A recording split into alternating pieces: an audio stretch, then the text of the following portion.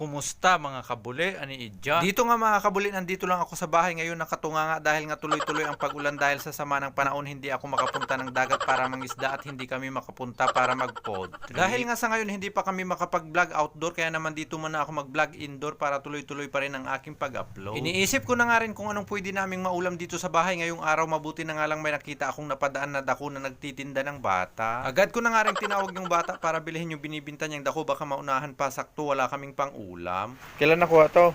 Gabi. Sino nakakuha? Ako. Yun. Magkano to ay? Handaan.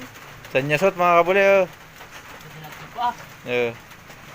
Sa liwan tamo na teta, nap-nap sa wanin, may idap manggit ko naan. Usod ako sa wanin, no? Tagrapag, wanti ko may, ganyan, sa liwan tamo na teta.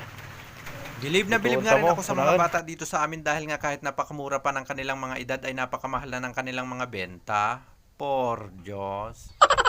Hindi na nga ako humingi sa kanila ng tawad yan, hindi sa ayaw nilang magpatawad dahil alam ko na wala akong kasalanan. Alam ko nga rin kung gaano kahirap mag-ilaw ng dako sa gabi dahil nga naranasan ko na rin yan kaya naman deserve nila yan. Yo. Nagtimpla na nga rin muna ako ng aking kape dahil nga malamig ang panahon para nga ako ay makapag-boy kape. Nang matapos na nga akong humigop ng mainit na kape ay kumuha na nga ako ng gunting para tanggalin ang dako sa pagkakatali o pagkakarupot. Nang matanggal ko na nga rin sila lahat sa kanilang pagkakagapos ay sinimulan ko na nga rin silang linisan bago iluto. Gumamit lang nga ako dito ng brush na ginagamit namin minsan kapag kami ay naglalaba, hindi namin ginagamit sa aming paa. Kapag ako ay nagluluto ng dako mga kabuli, talagang nililinisan ko ang bawat sulok dahil ang tirahan nga nito ay sa ilalim ng lupa, maraming putik. Pagkatapos ko nga malinisan ang lahat ng dako, bumili muna ako sa tindahan, dahan-dahan lang ako naglakad dahil madulas. Hindi nga ako makapagluto ngayong araw dito sa labas dahil nga basa ang lutuan pati ang mga panggatong, pur Diyos. Dito nga muna ako magluluto sa loob ng bahay kaya naman nagsaing na muna ako ng kanin bago ko isinalang itong lutuan ko ng dako. Nagpainit na nga rin muna ako ng tubig dito pagkatapos nilagyan ng sibuyas, tinakpan sabay bukas ng gasol.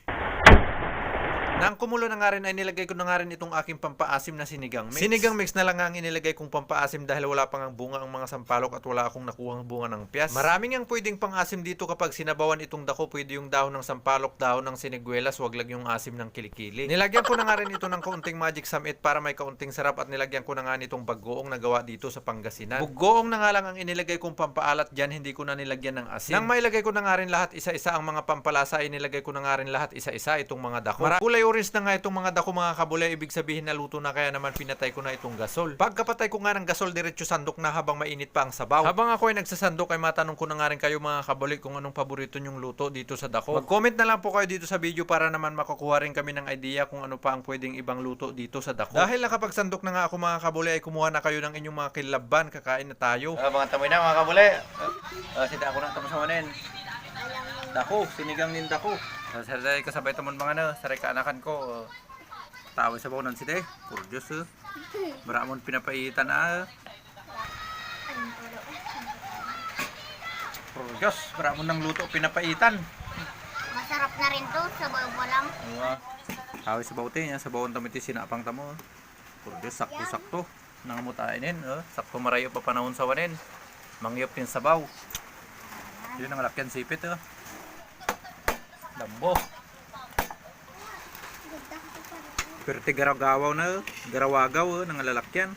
Garawagaw tamukat ulam na, wan ranaod. Upan to. Taway. Grabe. Pero Umat. Sarap naman.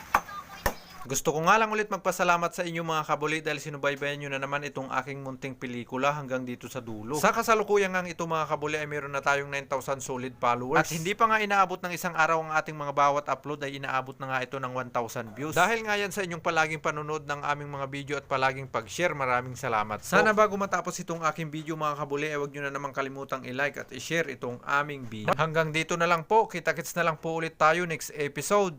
Por Diyos.